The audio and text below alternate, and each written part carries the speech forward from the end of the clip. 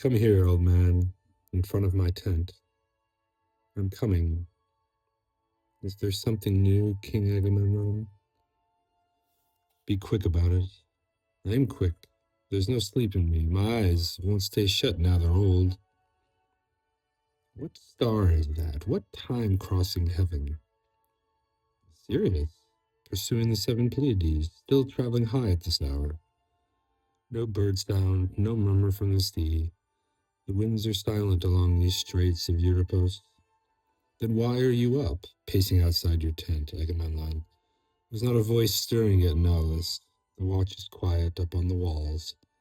Might we not go in? I envy you, old man. I envy any man whose life passes quietly, unnoticed by fame. I do not envy those in authority. But it is they who have the good life. You call that good? It's a trap. Great honors taste sweet, but they come bringing pain. Something goes wrong between a man and the gods, and his whole life is overturned. At other times, the notions of man, all different and all insatiable, gated away by themselves. I don't like it, hearing a king talk that way. Atreus did not sire you, Agamemnon, into a world of pure happiness. You must expect to suffer as well as rejoice, since you're a man, and the gods will see to it that, whether you like it or not. But you've lit your lamp, you've written some message. That's what you have in your hand. You keep putting on the seal and taking it off. You write, and then you rub out what you've written. You drop it to the ground, and tears stream down your face. From what I can see, despair appears to be driving you out of your reason. Oh, my king, Agamemnon, tell me what it is. I am a man of goodwill. I am loyal to you. You can trust me with it. I was in your wedding procession, don't you remember? Back at the start. And Darius gave me to your wife as part of the dowry, because I could be trusted. Leda, the daughter of Thestios, had 3 girls of her own, Phoebe, and my wife Clytemnestra, and Helen. And the highest-born men in Greece came asking to marry Helen, and threatened each other, looking for blood. Each of them said that if he himself did not get to marry her, he would murder whoever who did. So her father, Tyndareus, could not think of what he should do to avoid disaster. Should he give her to one of them, or not let her marry at all?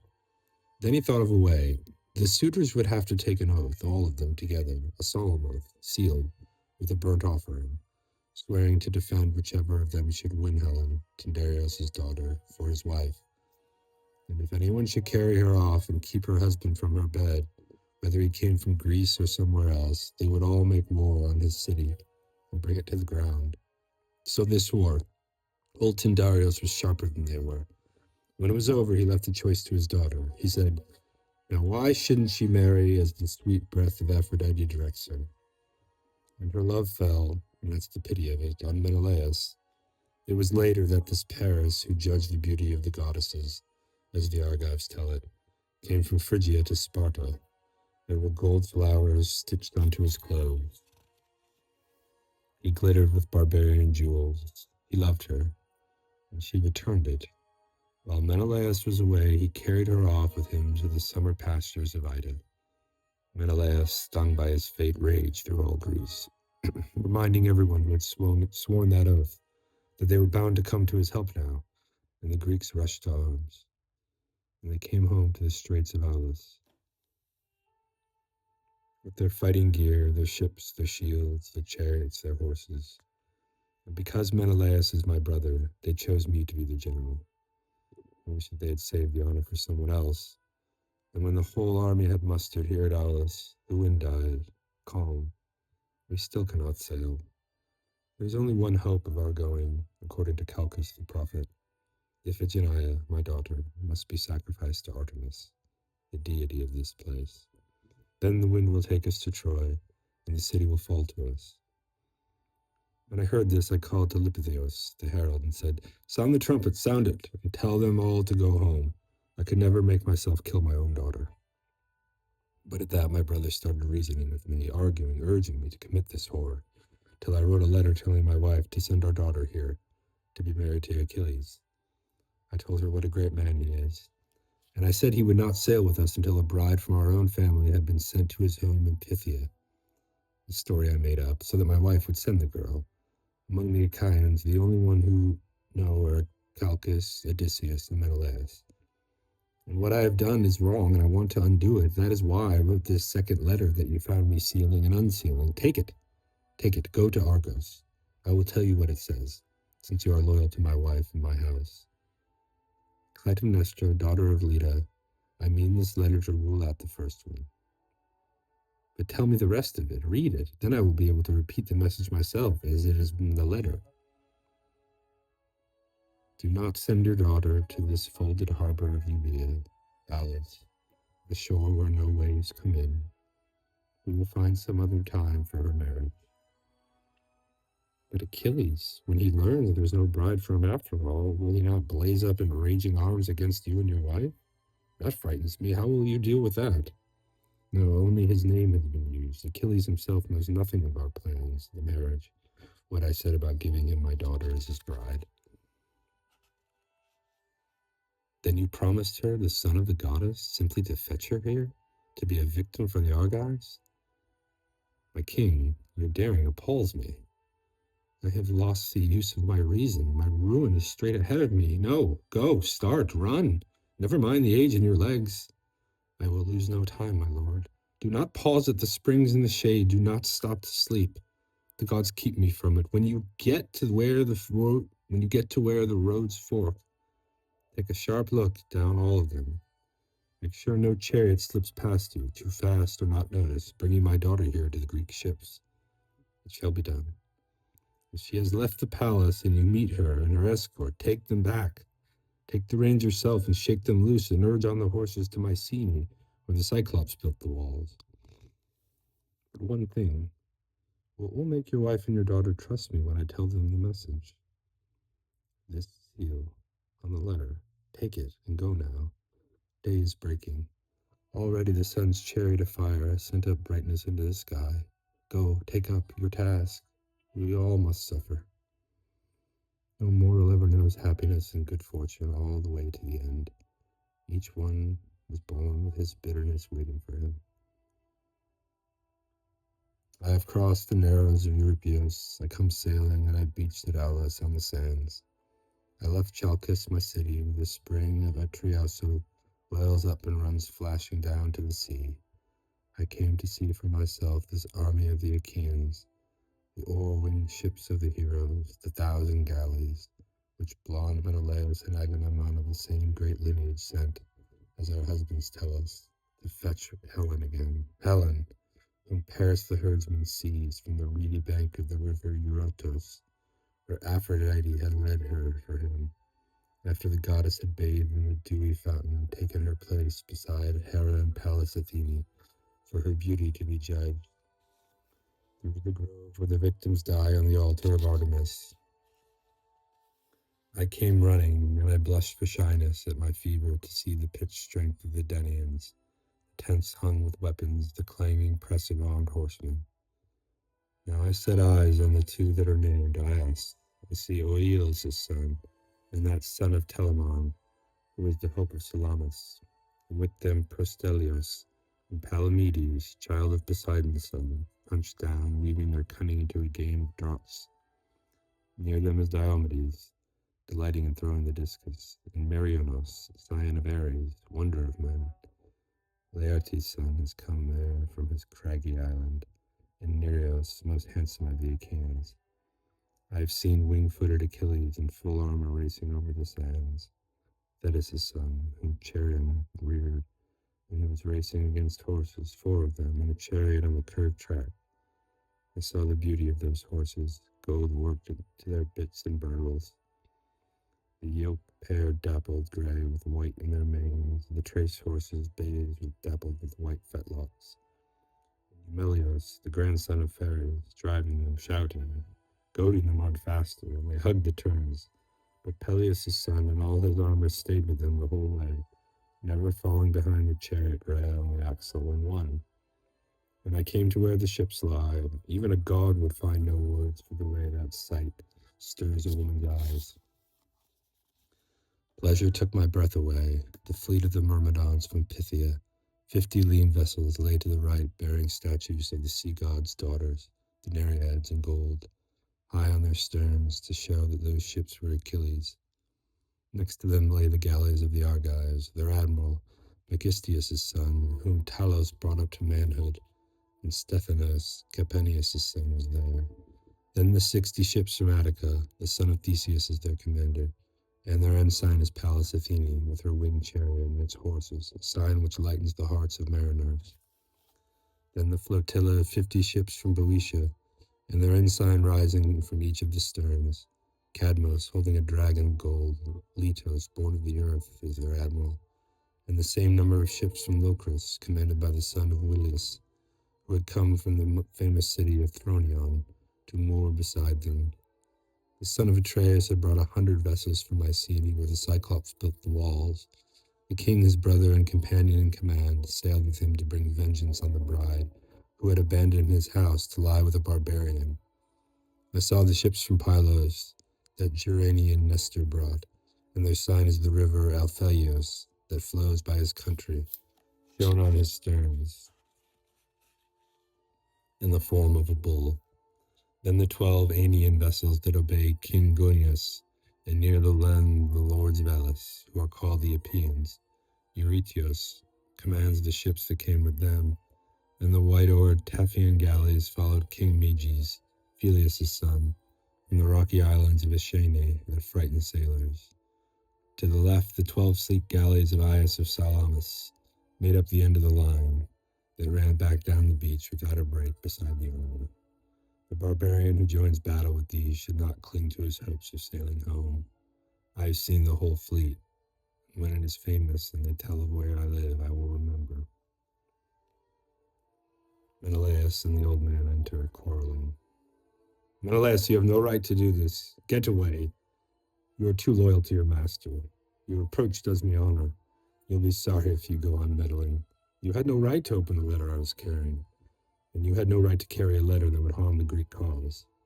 Argue with others about that. Give me the letter. I will not, and I won't let go. I'll bloody your head with my scepter. What greater glory than to die for my master? Let go. Your words are too big for a slave. Master, help! This man snatched your letter out of my hand. Agamemnon, mutiny! What is this, brawling and arguing outside my tent door? My voice takes precedence here, I believe. How did you come to quarrel with this old man, Menelaus? And why were you so violent with him? Look at me, Agamemnon. Then I will start to tell you. Do you think I'm afraid to look you in the eye, Menelaus? I am a son of Atreus. Did you see this letter? It was meant to betray all of us. That letter, in the first place, give it back to me. Not until I have told the Greeks what it says. You mean you broke the seal? So you know what you have no business knowing? Yes, I broke the seal, and it's you who will suffer as a result for acting behind our backs. How did you come to find him? Oh gods, what shamelessness! I was watching for the arrival of your daughter from Argos. You see, shamelessness again. What right have you to spy on what concerns me? I chose to. I'm not your slave. This is beyond endurance.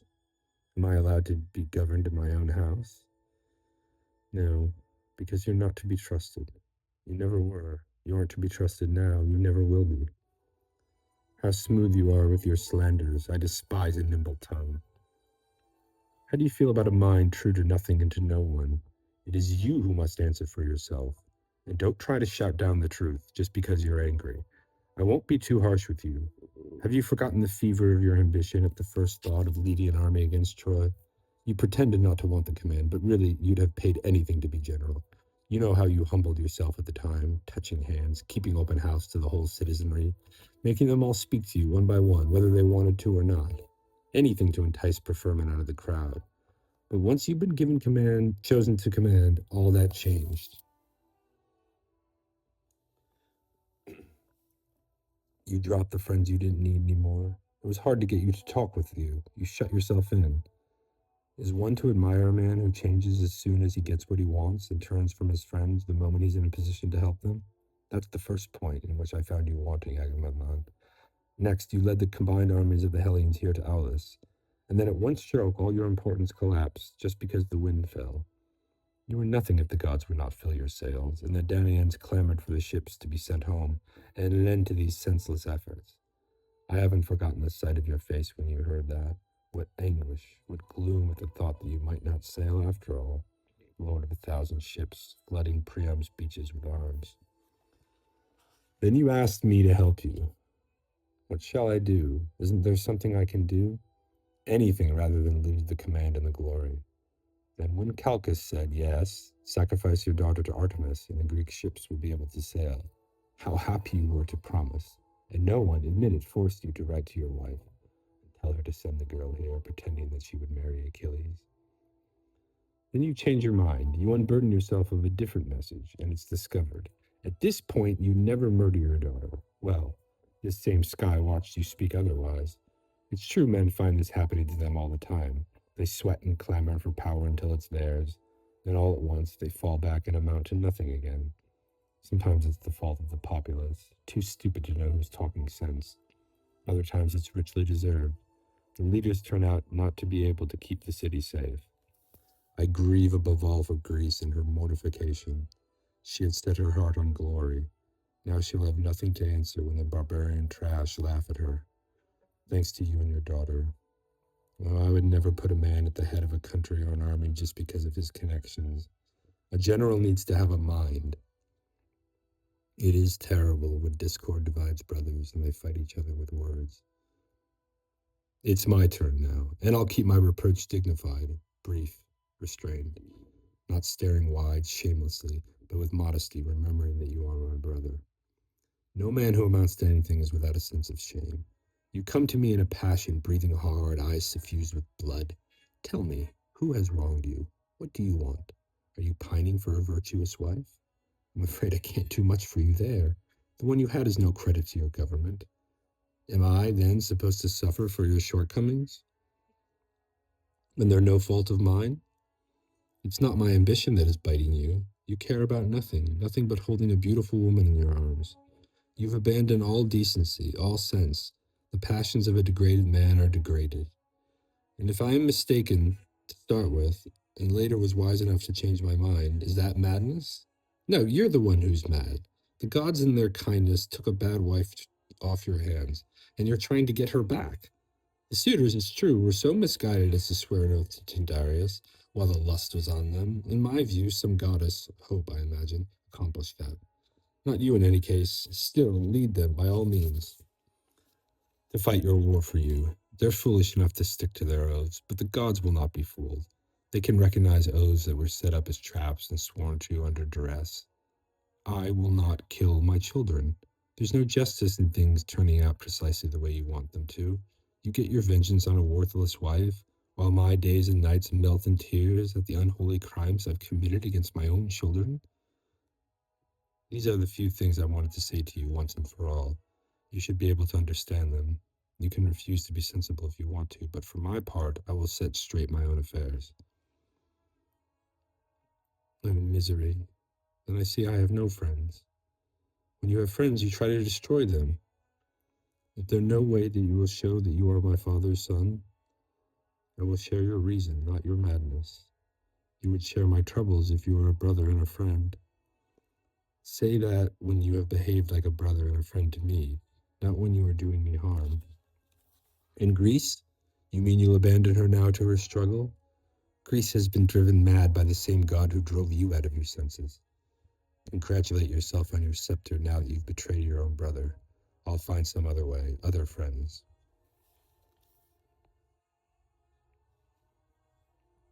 Commander of all the Greek armies, King Agamemnon, I have brought you from home your daughter, whom you call Iphigenia, and her mother, your Clytemnestra, is with her, and the boy Orestes. You've been away from home a long time, and the sight of them will be a joy to you. It's been a tiring journey, and they are resting now, bathing their soft feet at the flowering spring. And the horses are resting too. We turned them loose to graze there in the good pasture. I came on ahead to tell you, so that you will be ready. But rumor travels faster. The army knows your daughter is here, and they are running and crowding to get a look at the girl. Everyone wants to catch a glimpse of those whom fortune has blessed. They say, is there going to be a wedding, or did King Agamemnon miss this child so much that he sent for her? Others say offerings are being made to consecrating the child to Artemis, goddess of Aulis, as though for a wedding, but who will be the bridegroom? Come, what's next, Agamemnon? Bring the sacrificial basket and lead the procession around the altar. Set the garlands on your heads. King Menelaus, prepare the marriage feast. Let the flute trill within doors and the floor resound with dancing, for this is the day that dawned to see your child made happy. Thank you. You may go inside. What is left to do, no doubt, will turn out well in the course of fate. Miserable creature that I am, now what can I say? Where can I begin in the face of this misery? I have fallen into the snare of fate. I laid my plan, but I was outwitted from the start by the cunning of destiny. How fortunate are the humbly born. They can shed tears when they need to. They can tell all their grief. But those of our station are not allowed to appear undignified. We are the slaves of the mob we lead, molded by the pomp we must show in public. I am ashamed of my tears, but as in the presence of this enormity, I am ashamed not to weep. And my wife? What words can I find when I see her? How will I greet her? With what eyes will I welcome her? It was terrible enough. Why did she have to come here too, when I never sent for her? Although it is natural for her to come here with her daughter, to be present, the bride's mother, to give her child in marriage. And that's how she will learn of my treachery. But the unhappy girl, why do I call her a girl, when it seems that Hades is about to make her his wife? How I pity her. I can hear her calling out to me, Father, are you going to kill me? I hope that you and everyone you love are married like this. And Orestes will be there too, scarcely old enough to walk, and he will scream cries without words, but my heart will know what they mean. Oh, what ruin Priam's son, Paris, has brought on me. All this he called down by winning the love of Helen. Grief lays hands on me too, though I am a stranger and a woman, and these are a king's troubles. Brother, give me your hand. Here is my hand. You have won. I must bear the loss. I swear by Pelops, whom our father called Father, and by Atreus himself, who sired us both, that I will speak to you now openly as I feel, without any hidden object in my mind, but speaking from my heart. When I saw the tears running from your eyes, I felt tears of my own in pity. I will not set myself against you any longer. I call back what I said before. I am with you now, and I add my voice to yours. Do not kill your child, not for my sake. It cannot be just for you to suffer so that I can be satisfied, nor for your children to die while mine fill their eyes with delight. What do I need after all? Could I not find a wife who would do me credit if I chose to marry again? Am I to lose a brother whom I should treasure merely to win back Helen, buying evil with good? I was rash. I behaved like a child until I came close to the thing itself and saw what it means to kill one's own child. Then pity overcame me. For the girl from my own family who was going to lose her life because of my marriage. What has your daughter to do with Helen anyway? Let the army break up and leave Aulis. Brother, no more tears now. Yours are the cause of mine. Whatever the oracles say of your daughter, from now on it concerns you, not me. I will give you my share in it. You can see how long my threats lasted. I admit, I changed my mind, but that's natural if a man loves his brother. At every step I've tried to see the right way to act. That's not the vacillation of a weakling. Your words are noble. They are worthy of your ancestors. Tantalus himself, the son of Zeus, might well have been proud of them. Menelaus, thank you. I could never have hoped that you would speak as you have spoken now. But what you have said is right and worthy of you. Discord flares up between brothers over love of the family estate. It is poisonous to both sides. I hate it, but I have reached a point where circumstances leave me no choice. I shall be forced to shed her blood to kill my daughter. Forced? Who can make you kill the girl? The combined armies of the Achaeans. Not if you sent her home to Argos.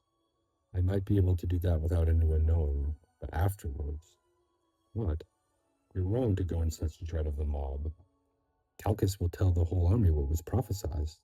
Not if he's dead, and that's a simple matter. The tribe of prophets wants only to be important, the whole rotten crowd of them.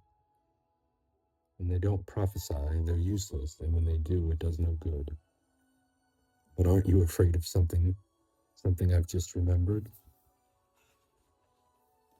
Not unless you tell me what it is. Someone else knows everything. The son of Sisyphus, Odysseus. There's no reason for Odysseus to do anything to injure you or me. He's cunning, and it always turns out that he and the crowd are on the same side. Aye, he loves power, a terrible love. Can't you see him rising to his feet in the middle of the Argives and repeating the oracles that Calchas spelled out to us, telling how I promised to sacrifice to Artemis, and then failed to keep my promise? Can't you see his words sweeping the whole army along with him when he tells them to kill you, kill me, and then sacrifice the girl themselves? Even if I could escape to Argos, they would follow me there. They'd tear the city to the ground, even the great walls that the Cyclops built. You see why I'm in despair. Almighty gods, how helpless you have made me now. There is nothing I can do. But you, Menelaus, when you go back to the camp, save me from one thing at least. Take care that Clytemnestra learns nothing of this until I take my child and give her to Hades. Let me suffer my ordeal with as few tears as possible, and you, women of Chalcis, you will do well to say nothing.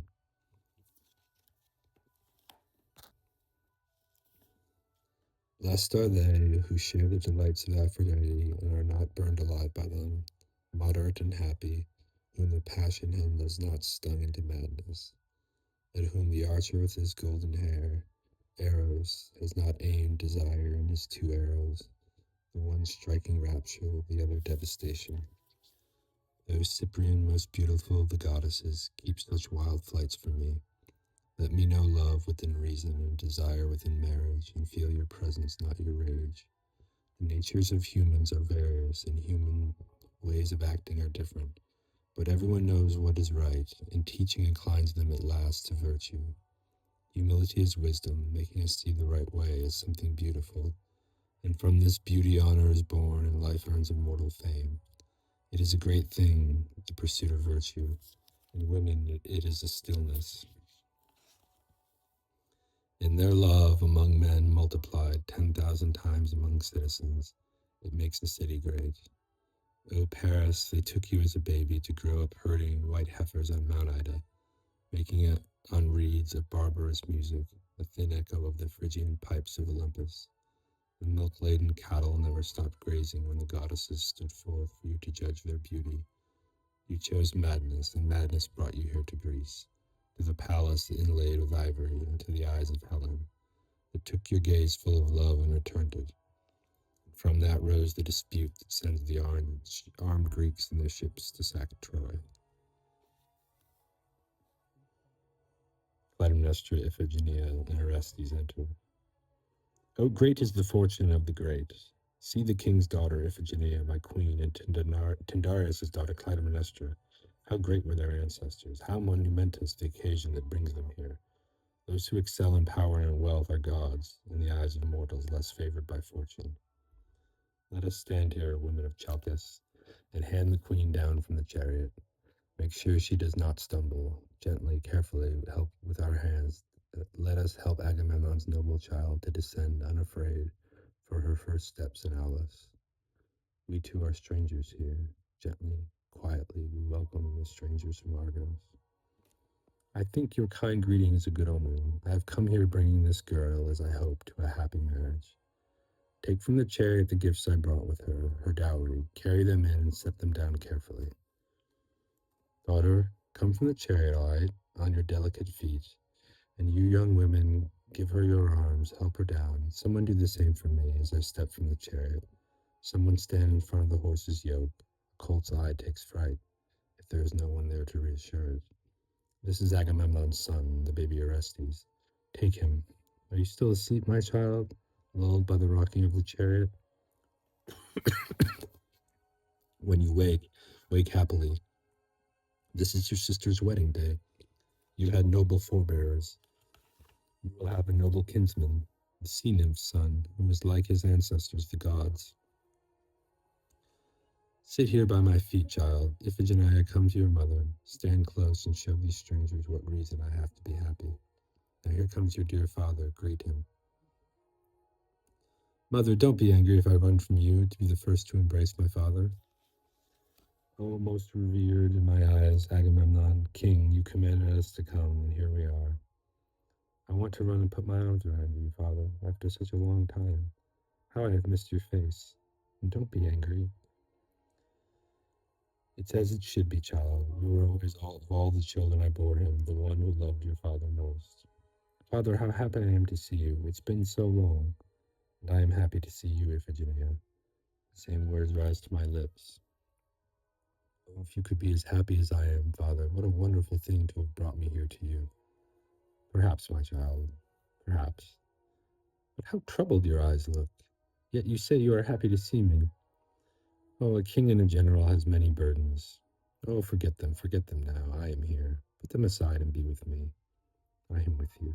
I am nowhere else. And don't frown any more. I want those lines to leave your face. See how happy I am to look at you.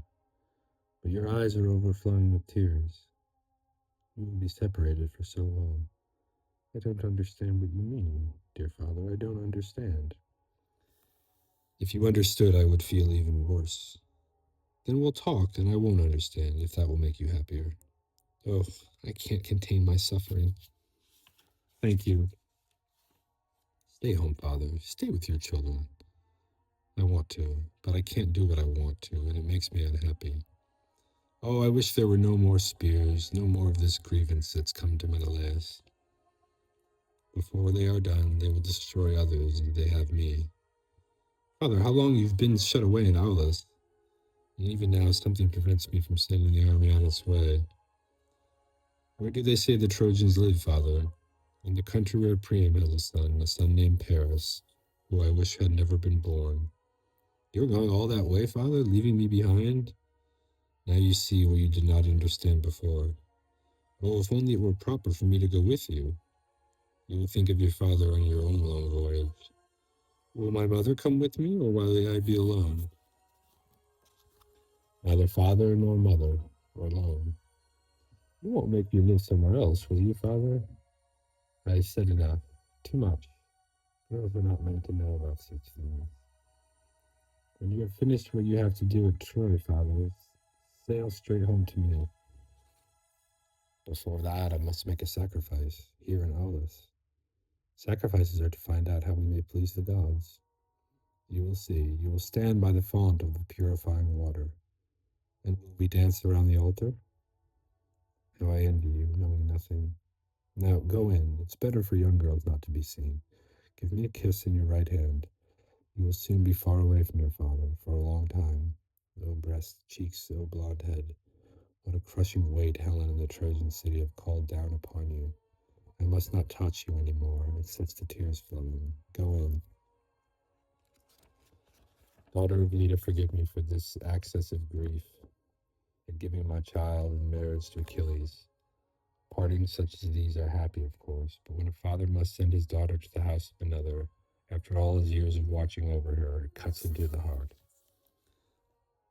I feel it too. I'm not so foolish as to reproach you for grieving. I will feel just the same, when I lead the child out into the marriage hymns, so I don't blame you.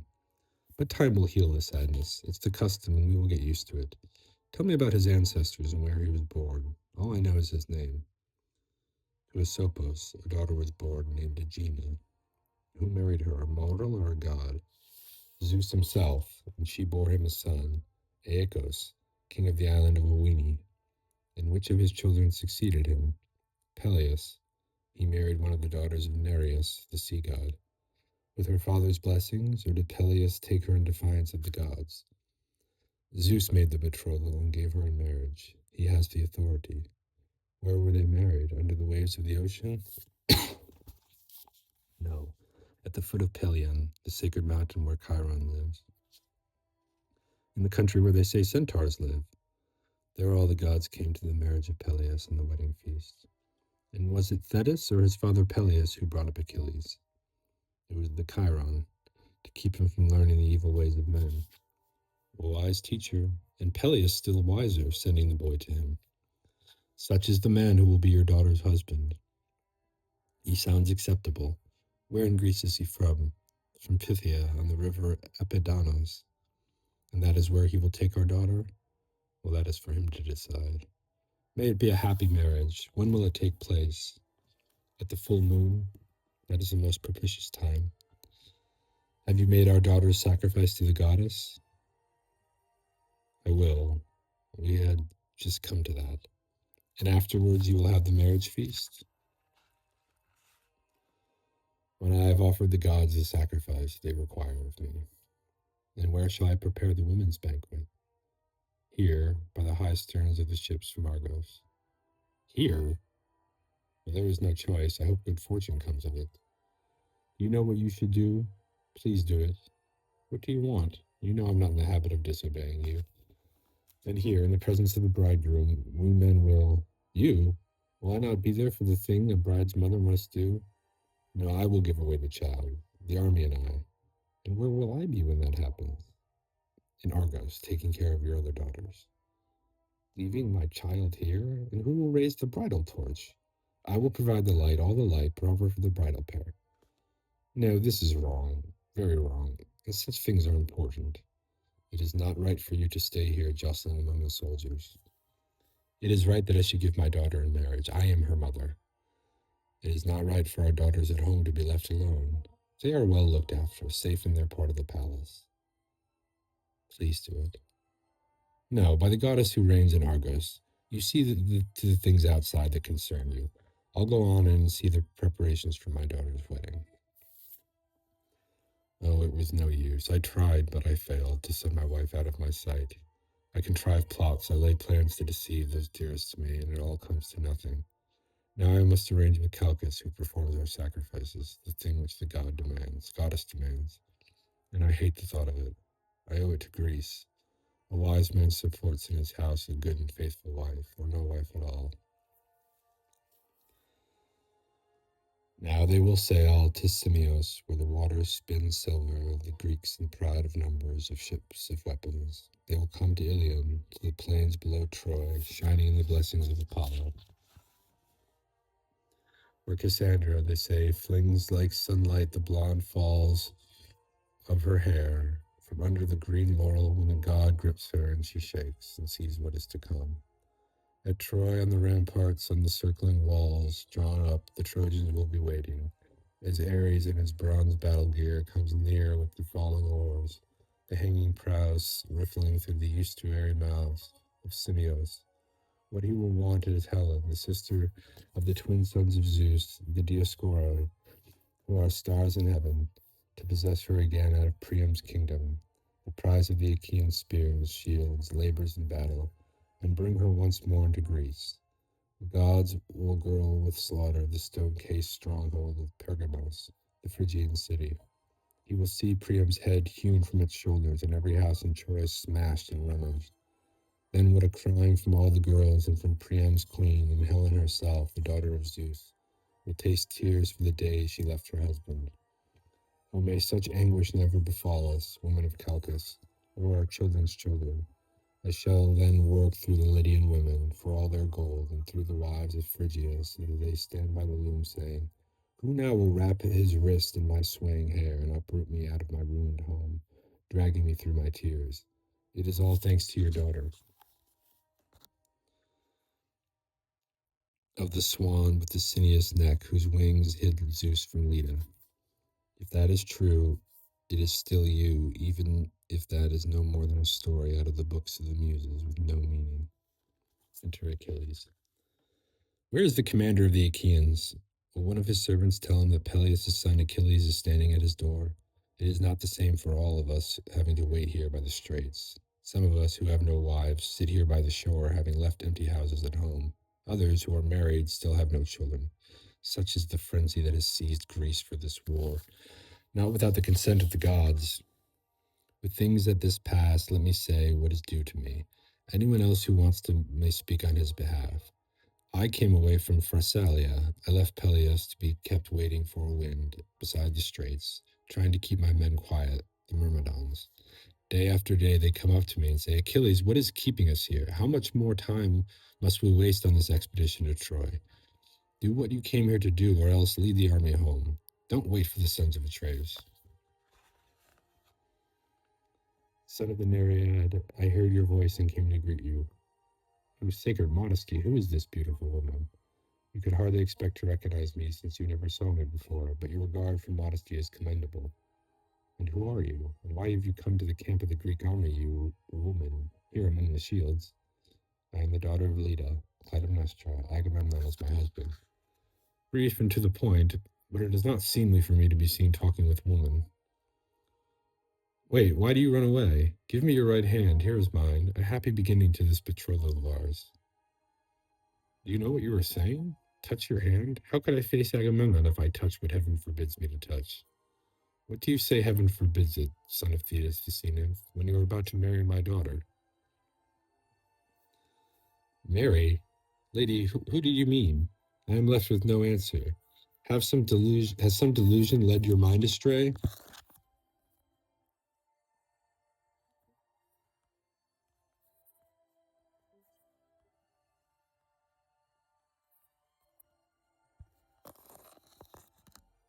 I know it is natural for men to be shy, faced with new kin, in the talk of marriage.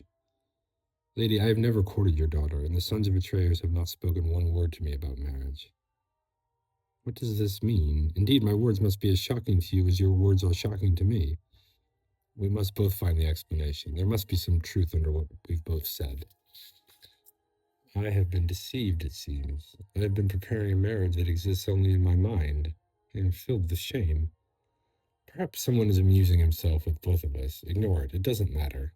I will take my leave. I am humiliated. I have been made to lie. I can no longer look you in the face.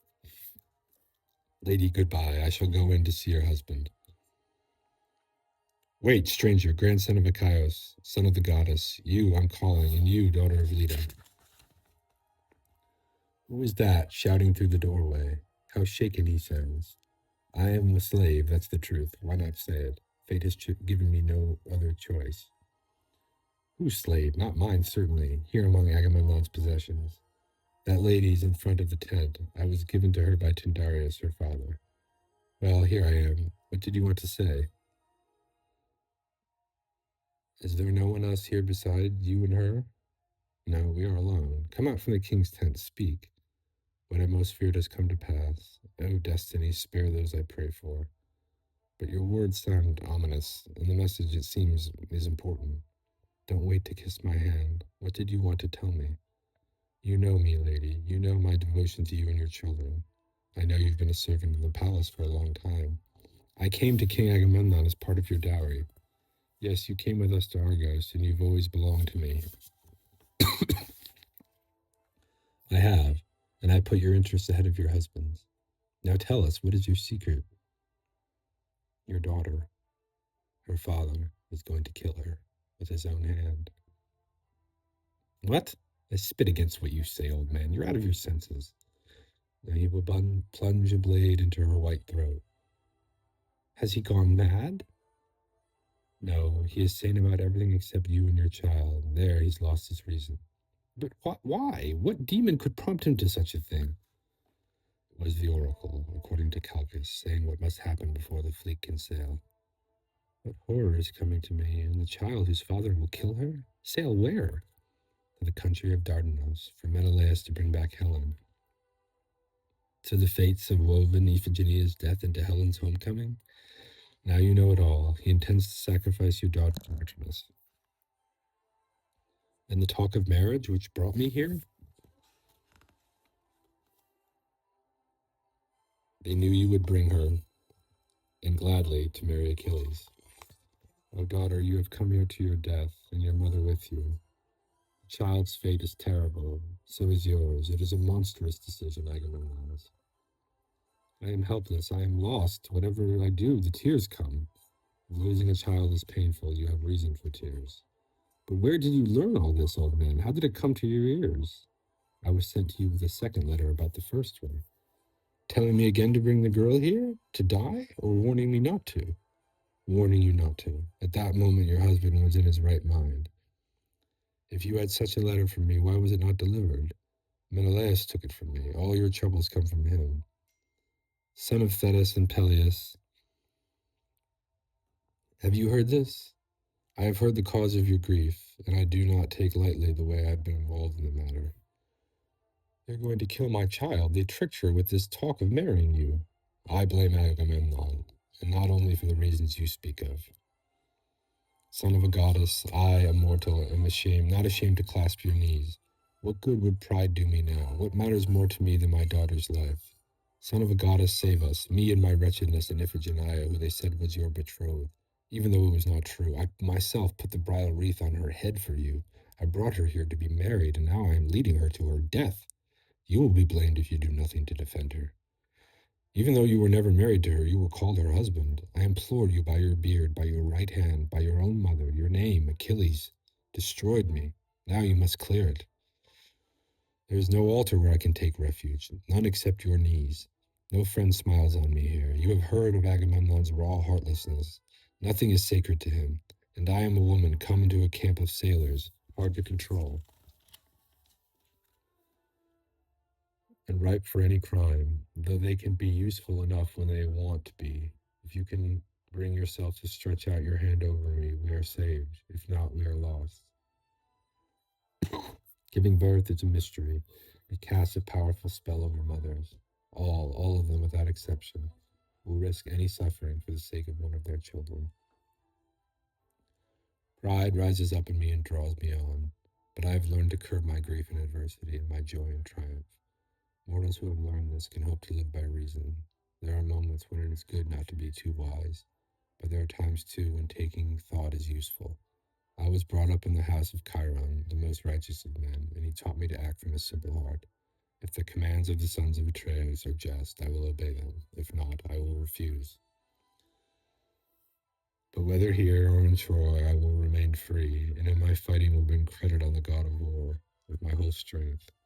As for you, you have been treated cruelly by those closest to you, and as far as it is proper for me, I shall extend my pity to cover you. Never shall your daughter, who has been called my betrothed, be slaughtered by her father. He shall not use me in this manipulation. That way my name would be her butcher, as surely as if it had drawn the sword. Your husband is the cause of this, but my own body would be defiled if through that girl were to die, horribly, brutally used as she has been. It fills me with rage to think how she has been treated. I would be the lowest of the Argives, a nothing, and Menelaus a hero. I would be no son of Peleus, but some demon's offspring, if I let my name do your husband's killing for him.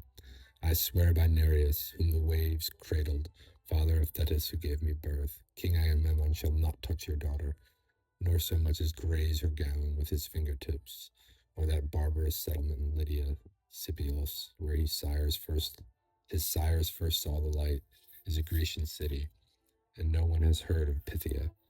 This Calchas, their prophet, will find a bitter taste in the barley and the lustral water before that sacrifice. What is a prophet? Someone who utters one truth in a flock of lies, if he's lucky, and if he's not, everybody forgets. I'm not saying this to earn a bride. There are thousands I could marry, but I will not suffer this insult from King Agamemnon. He should have asked my permission if he wanted to use me to lure the girl here and into his snare, since it was to see her married to me that Clytemnestra would have brought her most willingly. I would have lent the use of my name so to the Greeks, so that the ships could sail to Ilion. I am here with the others. It is the same war. I would not have refused to help, but I have been treated by these commanders as though I were a nobody. They accord me their honor, or they ignore me as they please. My sword may decide that. Blood will color it before we sail to Phrygia, if anyone thinks to take your daughter from me. Be calm. In your time of danger, suddenly, I appeared to you as if I were some great god. I am not, but to save the girl I will be. Son of Peleus, what you have said is worthy of you, worthy of the proud sea goddess and her son. How can I find the right praise, neither cloying with flattery, nor so meager that it offends you? Men of worth have a way of hating those who praise them too much. I am ashamed to enlarge on my sufferings. They are mine, they do not concern you. Still, even if their afflictions are not his, a good man may help those in trouble. Take pity on us, our plight deserves it. First I thought you would be my son, an empty hope, as I learned. Now my child is threatened with death, a bad augury for your marriage one day, unless you take steps to protect yourself. But why do I urge you? From beginning to end, you have spoken nobly. My child will be saved if you can save her. Would it please you if she came and embraced your knees as a suppliant? True, it is not seemly for a girl to do so, but if you wished, she would come, with dignity and eyes cast down. If my supplication alone can move you, I'd rather she were not called. She is over timid, perhaps, but all forms of modesty are worth respecting. Do not bring your daughter here for me to see. Why should we incur the comments of the ignorant? An army crowded together, loosed from work at home, will gossip and spread foul stories. Whether you supplicate me or not, you come to the same end. For me, the one thing of importance is to save you from disaster, and this you may count on. I never lie. May I die if I deceive you, and live only if she does. May you be blessed all your days for helping those who are unhappy. We must lay plans. Listen. Go on. I need no urging to listen to you. Let us try to make her father see reason. He is too cowardly. He is afraid of the army. Arguments can be done, arguments. A cold hope. But what do you want me to do? First, plead with him not to kill his daughter. If he refuses you, then you can come to me. But you may persuade him by yourself. Then there would be no need for my help. You are safe in any case. But there would be no breach then in my friendship with Agamemnon, no cause for the army to reproach me, no weapon used to bring it about, only reason. So it would turn out well for you and those dear to you, and I would not be forced to act. How wise you are. I will do as you say, but suppose something goes wrong. Where and how shall I see you again? Shall I come in my misery searching for your hand to rescue us?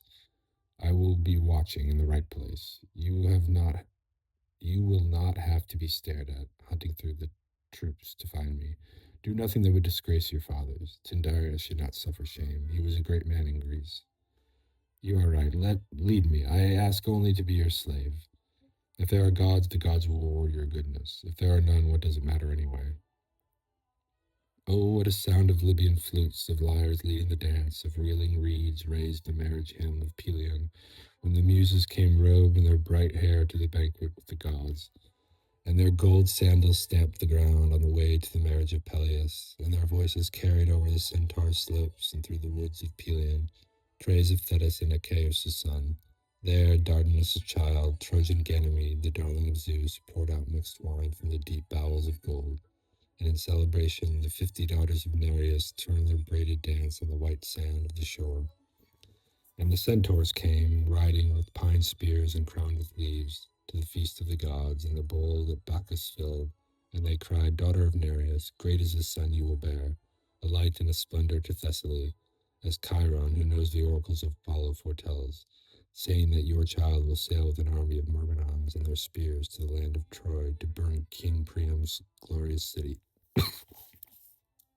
His limbs traced in gold armor wrought for him by the god Hephaestus, a gift of his mother, that is, the sea goddess. So the gods celebrated the marriage of Peleus and the firstborn of the Nereids.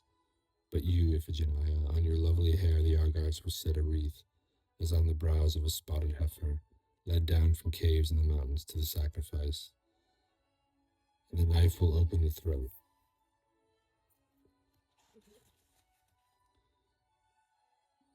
And let the blood of a girl, and you were not brought up to the sound of the shepherd's pipe, and the cries of the herdsman, but nurtured by your mother, to be a bride for one of the great Inachus' sons.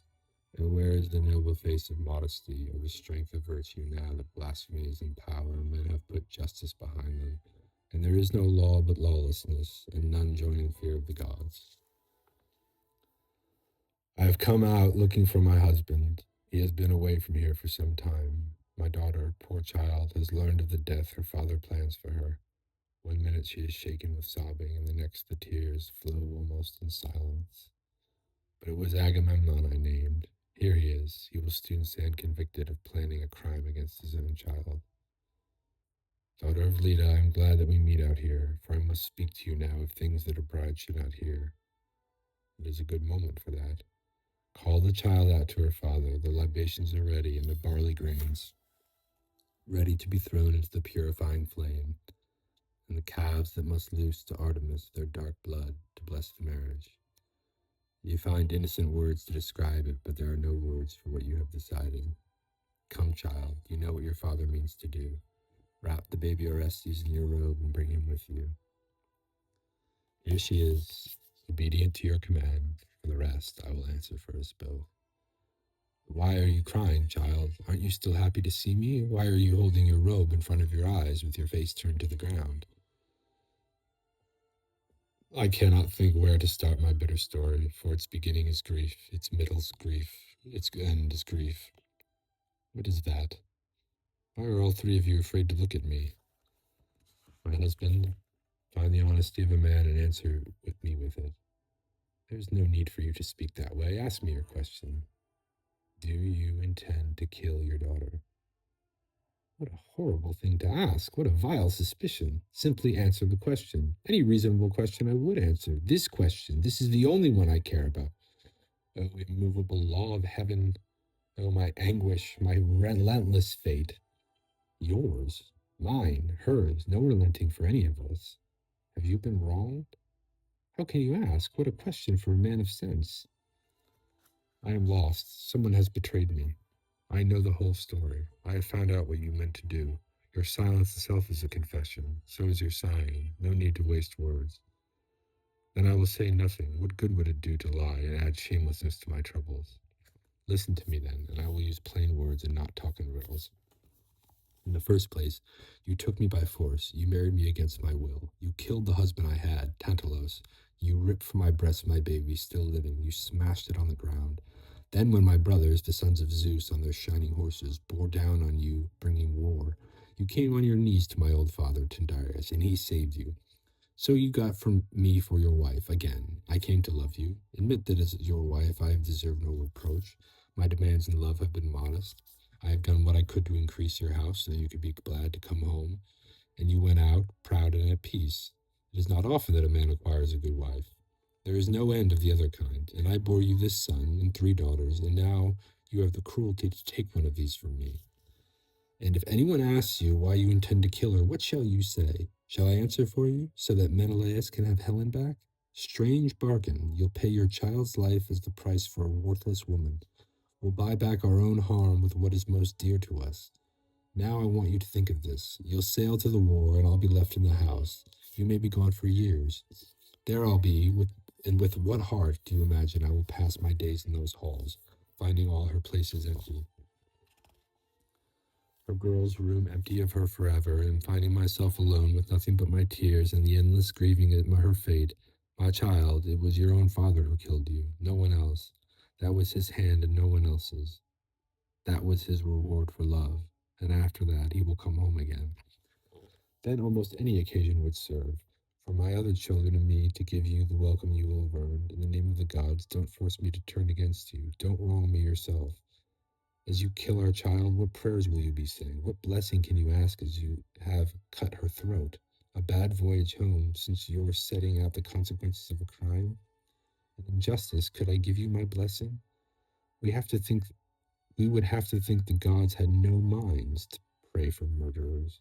And when you come back to Argos, will you kiss your children? It will be forbidden by the gods. And which of the children will dare even look at you? They will be afraid that you will kiss them only to kill them. Did any of this cross your mind, or do you think of nothing but waving scepters and leading armies?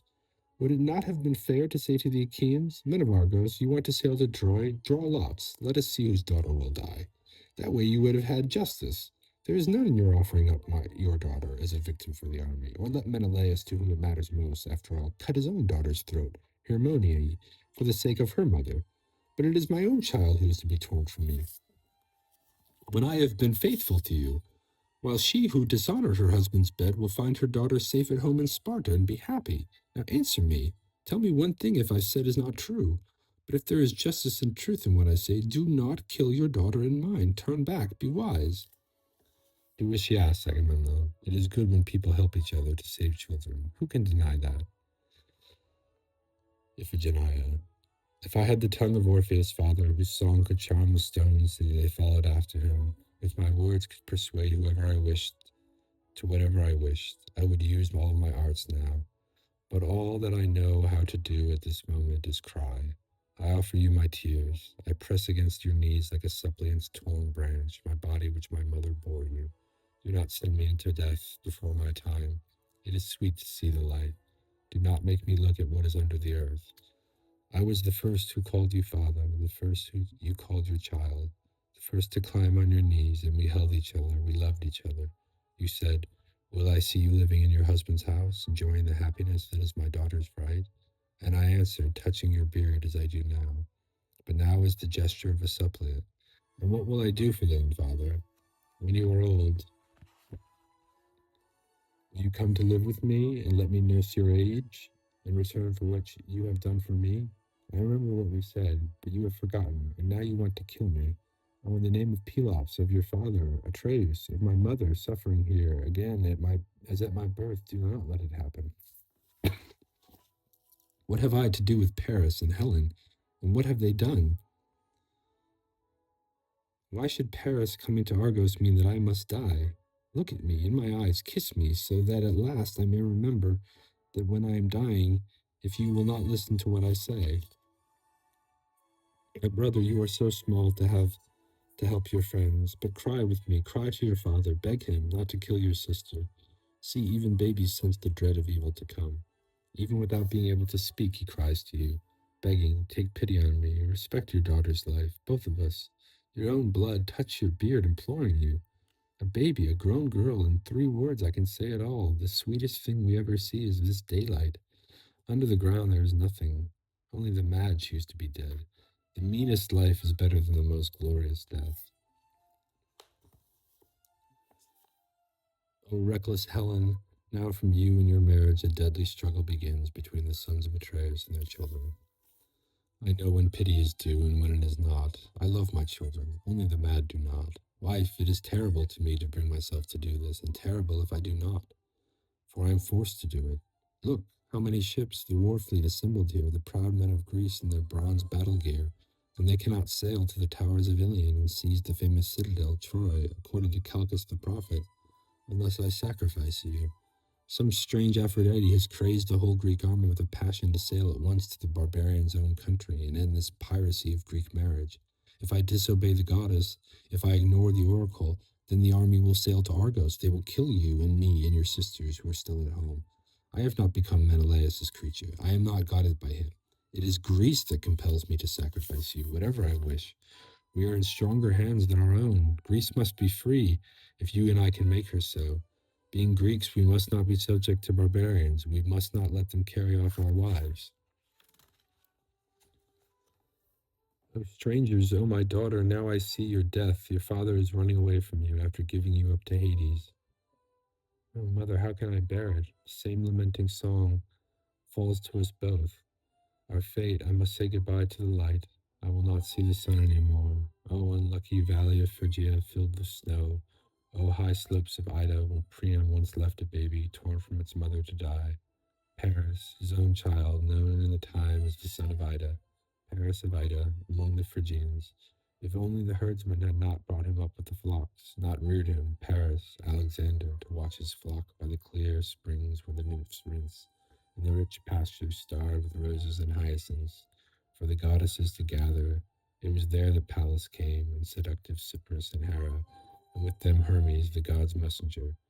Cypris proud of the desire she wakens, Pallas proud of her spear, Hera proud of the bed of Zeus, came for the fateful judgment, vying in beauty whose issue is my death.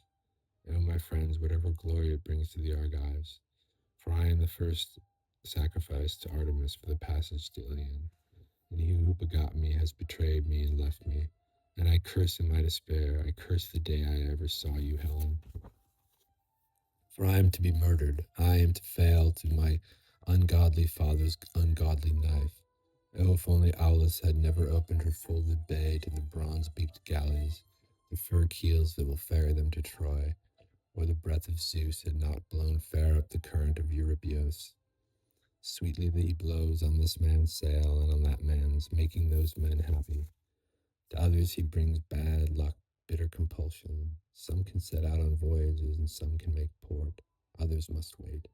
Truly we are creatures of labor and suffering, and nothing for long. Labor and suffering, and the plain sight of our destiny is the cruelest thing of all. O daughter of Tyndareus, what anguish, what bitter sorrows you've called down on Greece. I pity you. You do not deserve your fate. Mother, Mother, I see men coming. Achilles too, child, the son of the goddess, in whose name you were brought here. Women, open the doors so that I can hide. Why, child? I would be ashamed to see him. Why? I am ashamed of my unlucky marriage. There is no time for delicacy. Stay here. Do not be shy. We must do what we can. Unhappy daughter of Leda. Unhappy is what I am. The Argives are shouting. They want a terrible thing. What are they shouting? About your daughter. Your words have an unhappy beginning. They say she must be sacrificed. And will no one speak against them? They shouted about me too. What did they say? Stone him to death. For trying to save my daughter? Yes, for that.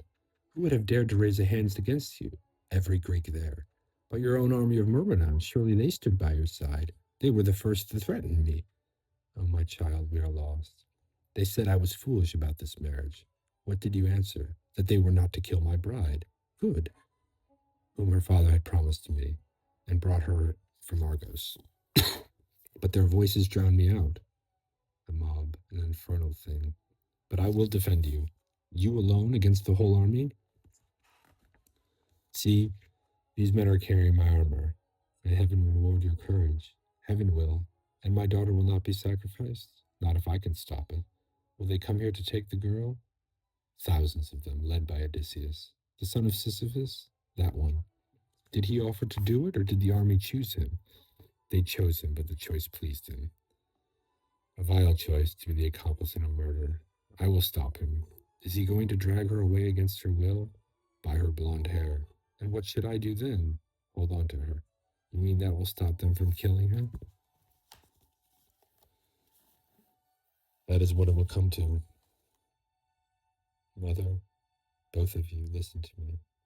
I see now that you are wrong to be angry with your husband. It is hard to hold out against the inevitable. The stranger deserves to be thanked for being willing to help us, but on no account must we let the army be stirred up against him. It will not help us, and he might come to harm. Now, mother, listen to the conclusion that I have reached. I have made up my mind to die. I want to come to it with glory.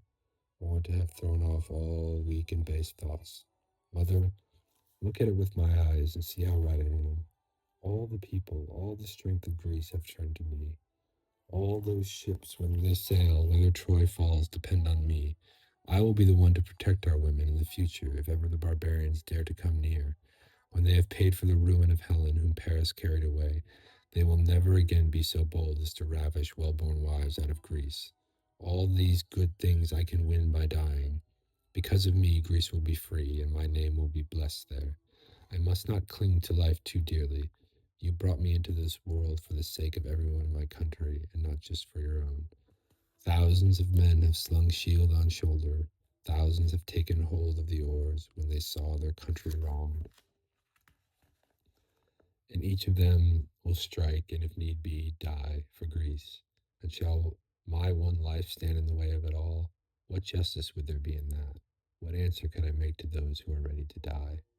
And there is another thing. It would not be right for this man to join battle with the whole of the army and die for the sake of a woman. If it means that one man can see the sunlight, what are the lives of thousands of women in the balance? And if Artemis demands the offering of my body, I am a mortal. Who am I to oppose the goddess? It is not to be considered. I give my life to Greece. Take me, kill me, and bring down Troy. That will be my monument for ages to come. That will be my wedding, my children, the meaning of my life. Mother, it is the Greeks who must rule the barbarians, not the barbarians the Greeks. They are born to be slaves, we to be free. Young woman, what you have said is noble. It is the role of destiny in this, and the role of the goddess that are sick. Daughter of Agamemnon, if I could win you for my wife, it would prove that some god wanted me to be happy. I envy Greece because you are hers, and because she is yours. What you have said is beautiful and worthy of your country. You are no match for the gods, and you have given up the struggle against them. You have reconciled what should be reconciled with. But as for me, the most clearly I see your spirit, the more I long to have so noble a woman for my bride. Look, I want to save you, to take you home with me. I call Thetis my mother to witness. Now more than anything, it would grieve me not to pit myself against all the Danaans and save you. Think, death is awesome, something terrible. I say what I'm about to say with no regard for anyone. Tyndareus' daughter Helen will bring on enough fighting, enough death for the sake of her body. As for you, stranger, do not die for me, and do not kill. Let me save Greece, if that is what I can do. O noble spirit, after that, what is there for me to say? You have chosen, a splendor in your soul has led you. Why should a man not say it? But later you may think differently. I want you to know how I keep my word. I will have these arms lying by the altar, ready not to join in your death, but to prevent it. Even when the knife is almost at your neck, it will not be too late to accept my offer. Turn, and I will not let you die because of a moment's recklessness. I will go now to the goddess's temple with these arms and wait for you to come. You are silent. The tears keep falling, mother. Why these tears for me? I have reason enough with this ache in my heart. No more of that. Do not take my own courage from me. Will you do one thing for me? Speak, how could I fail you in anything, child? Do not cut off a lock of your hair as is done for the dead. Put no mourning on for me. What do you mean, child? I am losing you. No, I am saved. My name will be your glory. I don't understand. I am not to mourn for you? No, I shall have no grave. What of that? It is not the grave we mourn, but the dead. The altar of the goddess, the daughter of Zeus, will be my grave. Tears are forbidden there. My daughter, what you say is true. I will obey. For I am blessed by fortune. It was I who could bring help to Greece. And what shall I say to your sisters? Do not dress them in mourning either. Have you some message of love to send them? Say goodbye to them for me, and bring up Orestes to be a man for my sake. Put your arms around him, since we are looking at him for the last time. Dear child, you did what you could for those you love. Is there something I can do in Argos? Something that will give you pleasure? Don't hate my father. He is your husband. He will not like the course he must face because of you. He destroyed me for the sake of Greece against his will. But he used lies, low schemes unworthy of betrayers. Who will lead me to the place so that they don't need to touch my hair? I will go with you. No, that would not be right. Holding on to your gown. Mother, listen to me.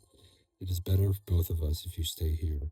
One of my father's servants can lead me to the meadow where I am to die. My child, you are going, and I shall never come back, leaving your mother, as you see, not because I deserve it. But wait, don't leave me. Now there must be no tears, and you, young women, join in my hymn to Artemis the Virgin, and celebrate my fate. Let silence descend on the army of the Argives, let the basket be brought, light the fire of purification, bring the barley. Father must lead the procession around the altar. I am coming, bringing salvation for Greece in victory. Lead me. I who will conquer Troy and bring down the city of Ilion, set the wreath on my head, bring the purifying waters around the temple of Artemis, around the altar of blessed Artemis, in honor of the goddess, begin the dance. I will wash away with my own blood the spell that the oracle revealed. O noble and revered mother, why not shed our tears for you? The gods are not worshipped that way. Young women, sing with me now, glory to Artemis the goddess, whose temple faces Chalcus, where the ships wait and the passion for war is burning. Here in the narrows of Aulis, because of me, O Pelasgia, where I was born, my Mycenae home. Are you invoking the city of Perseus, which the Cyclops built? You brought me up to be the light of Greece. Dying, I can say it. Your glory will not die. O light that brings the day, splendor of Zeus, I am going from this world to another destiny, another home. Goodbye, light that I love. So she is going, she who will conquer Troy and bring down the city of Ilion. She leans her head for the victim's garland, for the sacred water. She goes to drench with her blood the altar of the divine goddess. To the sword that will cut her lovely throat. Your father is waiting with pure libations, and the Achaeans are waiting to sail to Troy. But let us raise our voice to Artemis, daughter of Zeus, to ask for a happy destiny. Awesome goddess, pleased by this human sacrifice, send now to Phrygia, to the land of deceitful Troy, the armies of Greece. There let Agamemnon wreath the Achaean weapons with garlands of victory, and himself win a crown of unfading glory. Daughter of Tyndareus, Clytemnestra, come out and hear my message. I hear your voice. Here I am, distraught, shaking with terror, for fear that you have brought some new disaster to the grief I have. It is about your daughter. I have something miraculous to tell. Tell me at once. Beloved mistress, you shall hear everything as it happened from the beginning, unless the seething of my mind confuses my words. When we had come to the grove, sacred to the daughter of Zeus, in the flowered meadow of Artemis, leading your child to the place where the army was ordered to assemble, the Argives ran, all crowding to the spot, and King Agamemnon, when he saw his daughter coming through the grove to the place of sacrifice, groaned aloud and turned his head, hiding his eyes and their tears with his robe. But she came up to her father and said, Father, here I am, and I give my body willingly as a sacrifice for my country, for all of Greece. Lead me to the altar, if this is what destiny has decreed. For my part, I hope it turns out well for all of you. May the spoils of victory be yours, and in the sight of your homes again. Let none of the Argives lay hands on me. I will offer my neck in silence. I will not flinch. This is what she said, and everyone who heard marveled at the girl's bravery and nobility. Then the herald Telethibus, whose office it was, called out from among them to the army. For the sacred silence, and the prophet Calchas drew from his sheath the whetted knife and laid it in the basket worked with gold, and set the crown upon her head. And Peleus' son took the basket and the lustral water and circled the altar, calling out, Daughter of Zeus, who bring death to the wild creatures, who turn your gleaming star through the darkness, accept this sacrifice offered to you by us, the army of the Achaeans, and King Agamemnon, this pure blood from the throat of a beautiful girl. Now let our war fleet embark on a smooth voyage, and our weapons bring down the walls of Troy. Then the sons of Atreus and the whole army stood with their eyes fixed on the ground, and the priest took up the knife, praying, and looked for the place to plunge it in. Pain welled up in me at that time, and I dropped my eyes, and the miracle happened. Everyone distinctly heard the sound of the needle striking into his arm, but no one could see the girl. She had vanished. The priest cried out, and the whole army echoed, seeing what some god had sent, a thing nobody could have prophesied. There it was. We could see it, but we could scarcely believe it. A deer lay there grasping, a large, beautiful animal, and its blood ran streaming over the altar of the goddess. Then Calchas, with such joy as you can imagine, shouted, Commanders of the assembled armies of Greece, look! The goddess has placed this victim on her altar, a deer from the mountains, and she accepts this instead of the girl, rather than stain her altar with noble blood. With this she is happy, and now she blesses our voyage to attack Ilion. Therefore let everyone who is to sail take heart and go down to his ship, for today we must leave the hollow gulf of Aulis and cross the Aegean Sea. Then, with Hephaestus' flame had nothing left of the victim but ashes, he offered the customary prayer for the army's safe return. Agamemnon sent me to say this, to tell you all. Destiny which the gods have sent, and of the glory which he has won among the Greeks. I saw it myself. I was there. It is plain that your daughter has been taken up into heaven. Let this quiet your grief, and put an end to your anger against your husband. No man living can tell what the gods will do, but they save those whom they love. This same day has seen your daughter dead and brought to life again. With what joy for your sake I hear the messenger's words, showing how the girl is alive in heaven with the gods. Oh, child, what deity has carried you off? How may I address you? How can I be sure? How can I know this is not all a lie made up to silence my bitter grieving? Here comes King Agamemnon. He will tell you the same thing. Lady, as for your daughter, we have reason to be happy, for truly she has the gods for company. Now you must take this young calf here, Orestes, and travel home. The army is preparing to sail. Goodbye. My greetings will be slow in reaching you from Troy. May you be happy. Son of Atreus, sail with a light heart to the land of Phrygia, and return with a light heart and heavy spoils from Troy. The end.